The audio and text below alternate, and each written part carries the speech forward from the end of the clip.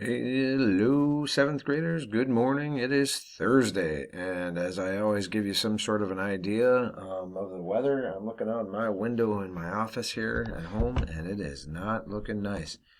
Supposed to be a little warmer today, but rainy, and then later on today should clear up some so that you can get outside, do something.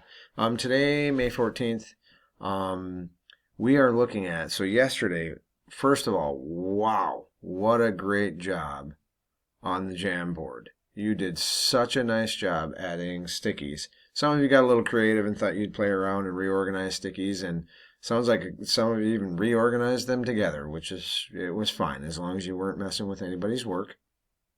So I really appreciated all the input and what you did. So now, and that was just quick brainstorming. You had the sun up there, you had a white t-shirt and a black t-shirt, and you had to envision going outside and, write down any questions you would have about being, in a white t-shirt or a black t-shirt out in the summer sun. And you guys did a great job. Just a lot of really good questions there and quick brainstorming. So now today, if you look here, our question of the day today is, so what do we do with all these questions? So we're learning, and obviously, as we've been talking about energy transfer, this would have something to do with that. But remember, our essential is asking questions, getting to really good questions. Okay, so your target's the same today. Let me see if I can get that to work. There you go. Your target's the same. You're asking questions. We're not even really getting to the defining problems portion. We're just really working on making sure we can ask really thick, thought-provoking questions and not just basic questions. We got to move your brain, and this is only something only you can do. You got to move your brain to thinking more deeply about things. It's not just a get it done thing, and it's not just shallow, superficial thinking. You have to move your brain to think more deeply. All right. So to task today, you're going to watch this video. I'm going to walk you through this other part in a minute. You're going to pick two questions from the stickies on our Jamboard that meet the ideas I'm going to discuss here in a second. Whoa. And then you're going to complete the questions asked on our Google Classroom assignment. So you'll have seen this video on your assignment today anyway, and you'll see the question, and that's where you're going to answer it. You should be able to see each other's answers and respond to each other. And I would like you, I put feel free, but I really would like you to comment respectfully on someone else's choice as a question. And then turn it in when you're done. All right, so the next thing is we got to talk about what is thought-provoking. Thought-provoking means makes people think. Now, for us in science, we're asking these questions that are thought-provoking. So you really what this means is asking scientific questions and thinking like a scientist. So when we look at our questions on the Jamboard in a couple of minutes, there's some questions I want you to ask. One, will this question make people think? The other one is it open-ended? Can it be answered with a quick yes or no? Because if it is, it's a closed-ended question. Open-ended cannot be. So I want to add another slide here. Let's do this because I just realized I think I should have another one on here, and I'm going to add one to help you out. So I'm going to change, and get a little insight into what I do on a daily basis when I put these together. So let's click on this, and then we're going to take the size down a little bit smaller because that's huge. All right, so let's do this. We're going to go 1. Your question needs to make my typing skills are awesome today. There you go. Make people think. 2, it cannot. Oh, it's correcting it for me. Nice. Cannot be answered with a quick yes or no. And let's see. Makes people think can't be answered a quick yes or no, and it needs to sound like a question a scientist would ask. So it can't, you need to think scientifically in this too. It's got to be thought-provoking. It's got to make people think. Can't be answered with a quick yes or no. That'd be closed-ended. We want open-ended. And it needs to sound like a question a scientist would ask. Okay? I always like doing this too. And then delete it. And then put a little space between things. There you go. Then delete. All right, look at that. The beauty of Google and things. Okay, so how do we do this? Here, I have a blank document I created. Yours is going to be over here. You'll be answering this on a question on your Google Classroom. So I'll say that again. Yours will be the same question that you will answer on your assignment today. You'll notice over here that I left. Students can reply to each other. Students can edit their answers. So if you go back and you feel like, you know what, nah, I don't think that one's quite as good as I wanted it to be, then go back and change it. So I'm just going to use this doc as my explanation, or as where I'm going to answer that. You guys are going to do that on your Google assignment. Okay, so when I go over here to that, which question on your Jamboard do you find to be thought-provoking and open-ended? And I could add to that, and sounds like something a scientist would do. Let's do that.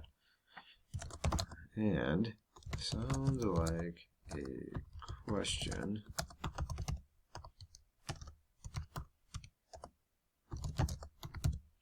All right.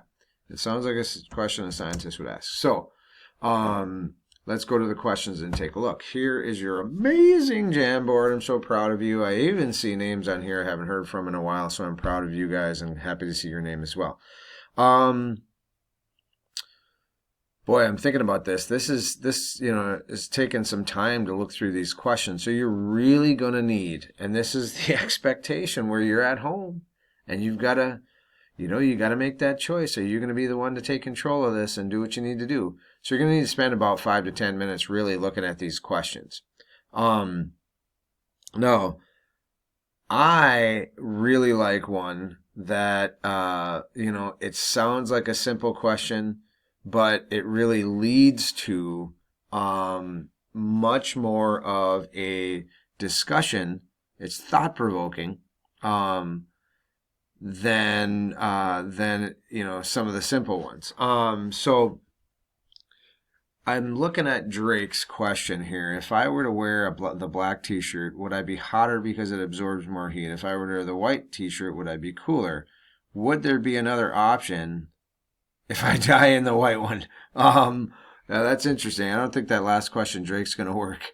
But I do like to, let's look at Cameron's. Right here. Does a black shirt absorb more energy than a white shirt? So let's think about our criteria. Does a black shirt absorb more energy? I'm going to click on that, and what we're going to do with Cameron's thing, we're going to go like this. Does a black shirt absorb more energy than a white shirt? The next one's a really good question too, Cameron. If a black shirt had holes in it or no sleeves, would it still be hotter than the white shirt? That's an interesting question. Because now it's not entirely a black shirt. What would dry faster, a white shirt or a black shirt? Boy, I tell you, buddy, you knock these questions right out of the ballpark. They're all, I look at those 3 questions and I want to meet my criteria. They all would make me think more. They really make me think more. I can't answer that with a yes or no.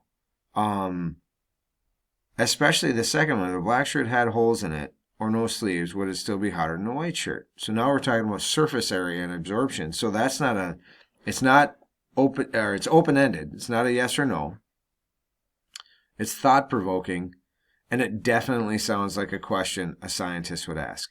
So what I'm going to do, because I think this is easy breezy, I can go on to his slide and take and go, because I'm even saving you guys the typing trouble here. I like his second one. And yeah, you're allowed to take somebody else's thought-provoking question. I'm going to copy that.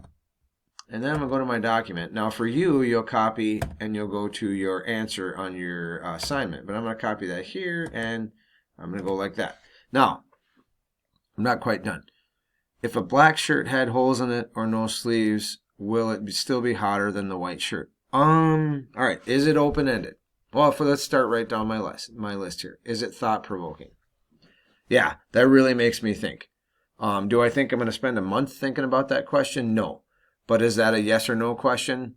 Not in my mind, not yet. And how I decide this, you guys, if I look at a question and I say, you know what, I'd have to do a little research. I'd have to do some activity. This is science after all. Then I know, okay, that's probably thought-provoking. I'm going to have to spend some time doing something about it. Okay, then the next criteria, is it open-ended? I don't think it's a yes or no shirt.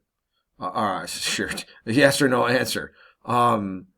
Because I don't have an answer for it. So if I don't have an answer for it right now and I know that it's thought-provoking and I'm going to have to do some work, then it's open-ended. And so we've met two of the things. And does it sound like a question a scientist would ask? Yeah, especially a 7th grade scientist, right? So Cameron, this question meets all of my criteria. I'm making your day easy. Since I don't have to answer my own assignment, Cameron, if you want, and you're listening and you watch this, we'll see if he does. If you are listening and watching this, you can go ahead and use this question as your thought-provoking question. So your work in science today would be done. Now, the rest of you cannot. You can't use the same question. So you're going to have to do your work and go to the Jamboard and find a question that you feel is thought-provoking, open-ended, and sounds like a question a scientist would ask. And I'm going to ask you, a couple of you were kind of messing with the Jamboard yesterday. You are 13 years old. You're in 7th grade. You're old enough to not play around with the stickies that people are putting on the Jamboard.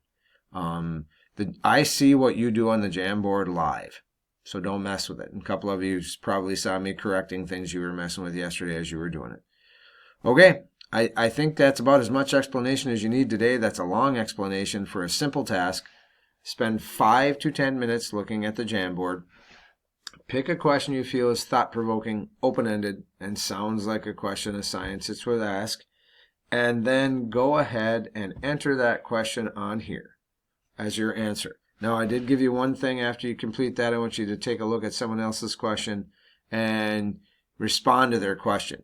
Give them some feedback, positive, or boy, I don't know, that doesn't seem, but be respectful. That could look like, good question, bro. I asked, or I agree. That one would take some thought and time to answer, so it's definitely not a yes or no type of question. Be constructive and help each other out with that. All right. Sorry, guys. Long recording for not a ton of stuff today. This is your goal.